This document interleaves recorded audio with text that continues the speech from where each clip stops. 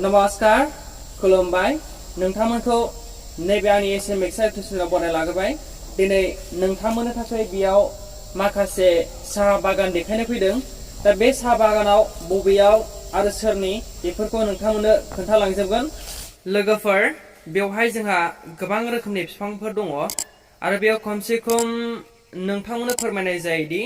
बेयाव बिगाब्रै बिगाबासो साहा बागान दङ दायो नोंथाङा नैबेहाय फांसे बिफां नुदों जानो हागौ बेयो जाहैबाय मिस्टां दा बिथाङा साहा बागानजों लोगोसे माखासे गय बिफांबो गायनाय जादों नोंथाङा नायनो हागोन नै बेयाव गोबांथा गय बिफांफोरबो दङ आरो बेयाव नोंथाङा गोबांथा साहा बागाननि बिफांफोरखौ नुनो मोनदों दायो बिथाङा नैबे साहा बागानफोरखौ खानानै अलरेडि सेल खालामबाय बा दस्रायावहाय एक्सपर्ट खालामहरबाय बेनिफ्राय बिथाङा जेब्लानाखि बे गोदान गोदान खिलियो अब्ला बियो खाजागोन नाथाय दायो गोदान खिलिनाय गैया बिथाङा थांनाय बारावसो खादोंमोन दायो बिथाङा खमसे खम खानाया बिदिनो 1 सप्तायानो जायाखै आरोना बिथाङा खानानै बेखौ एक्सपर्ट खालामखांबाय बिथाङा बेयाव नैबे साहा बागानखौ खानो थाखाय गोबांथा हाजिरा सोयो जेन' बिथाङा सुबिदाखौ होनो हादों जाहाथे गुबुनाव हाजिरा मावाजासे बेखौ खानानैनो जोंनि खाथि खालानि मानसिफोराबो एबा सुबुंफोराबो जानो गैयैफ्रा हाजिरा मावनानै रां रुफा खामायनो हानायनि चान्सखौ होदों आरोना आरो बेनिफ्राय जोंहा नै दायो बेरायगासिनो दङ बेयाव गोबांथा बिफांफोरखौ नुदों नोंथाङा बे गासिबो गय गोजा आं दायो नोंथांनो गासिबो थबल गिदिंनानै खोन्थाजोबगोन आरोना दायो आंजों लोगोसे सासे मानसि दंफाबावो बिनि मुङा जाहैबाय राजिब बिथाङाबो बेरायनो फैदों नोंथाङा बेखौ बेरायना माबायदि मोनदों मोजां मोनदों ना आरो खमसे खम नोंथाङा बेयाव खय बिगासो जागोन बायदि मोनदों बिगाब्रैसो जागोन बिगाब्रैसो जागोन ना स' बिनिहाय जों मालिकखौ लोगो मोनफैयाखिसै एक्सुवेलि मालिकखौ लोगो मोनोब्ला जों माखासे खोथा सोंगौमोन नाथाय मालिकखौ लोगो मोनफैनाय जायाखै मालाबा फैफिनोबा जेन' मालिकखौ लोगो मोनफिनो बेखौ आं आसा खालामनाय थाबाय बियो जोंनि बांद्राय गोजान जाखाया खमसे खम 8 किल'मिटारसो जायो आरोना दा जों बेहाय बेरायफैफिनगोन मालाबा बेनिफ्राय जों बिदिनो सर्ट मुभि आरो बेजों लोगोसे माखासे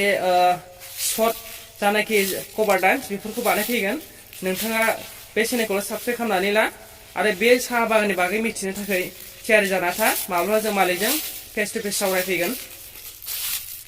दा बेनिफ्राय बेसेबांबा समायना क्लियार नुदों नै नोंथाङा नाहर समायनाथार साहा बागाना ओरै नायोब्ला नै बरिया नुयो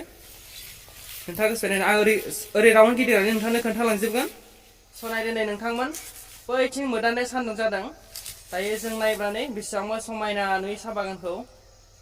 गुवारखा ओरैजाय एकदमबारे राउन्ड दंजोबो बेनिफ्राय बै जानाय गय बिफां गोजौ नुदों बिसिमहा बियो दा नोंथाङा नायलांनो हागोन आं गासैखौबो राउन्ड गिदिंनानै नोंथांनि खोन्थालांजोबगोन नोंथांनि सिगाङाव बुंखानाय जादों जेब्ला जों माब्लाबा फैफिनो अब्ला मालिकजों नैबे साहा मालिकजों रायज्लायनानै फेस टु फेस जे बिखौ माबोरै एक्सपर्ट खालामनाय जायो माबोरै गायनाय जायो बिनि आयुआ बेसेबां जोरगोन बेखौ केजि बेसेबां फानो आरो माबोरै खानाय जायो माब्ला खाजायो बेफोरनि सोमोन्दै सोंफैगोन दा नोंथाङा बिदिखौ नेनानै थाबाय था स' बियो नैबे लकेसना जाहैबाय चिरां डिस्ट्रिक्टनि सिङाव थानाय सान्तिपुर हालामनि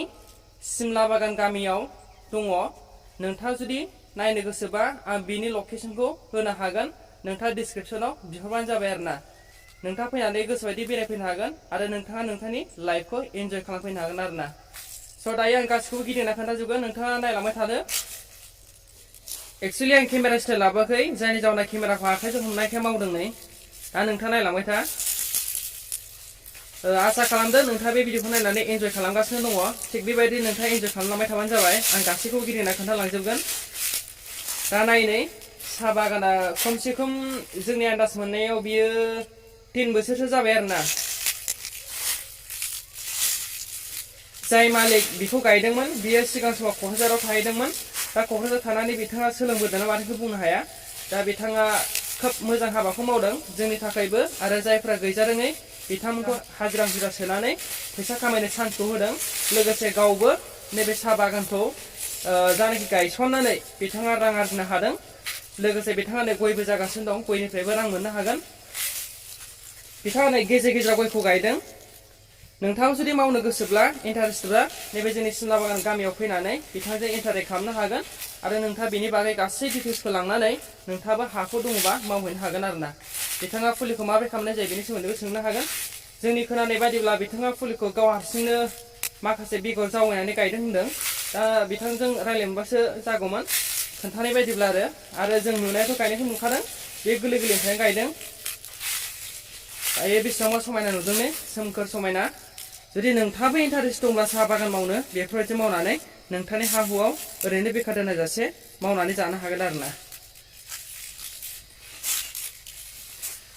आसा खालामदों नोंथाङा बे भिडिअखौ नायनानै दसे समनि थाखाय नोंथांनि लाइफखौ इन्टारेस्टिं एबा इन्जय खालामबोदों दा नोंथाङा नैबे भिडिअखौ नायनो थाखाय नोंथांनिसिम रोजा रोजा साबायखर नोंथांनि बे चेनेलखौ साबस्क्राइब खालामाखैबा बेफोरबायदिनो माखासे इडुकेसननि बागै माखासे ब्लगनि बागै सोलोंनोब्ला नैबे चेनेलखौ साबस्क्राइब खालामाखैबा साबस्क्राइब खालामनानै ला जेन' नोंथाङा बेफोरबायदिनो गोदान गोदान भिडिअ आपडेट होनायखौ मोननो हानाय बायदि thank you for watching this video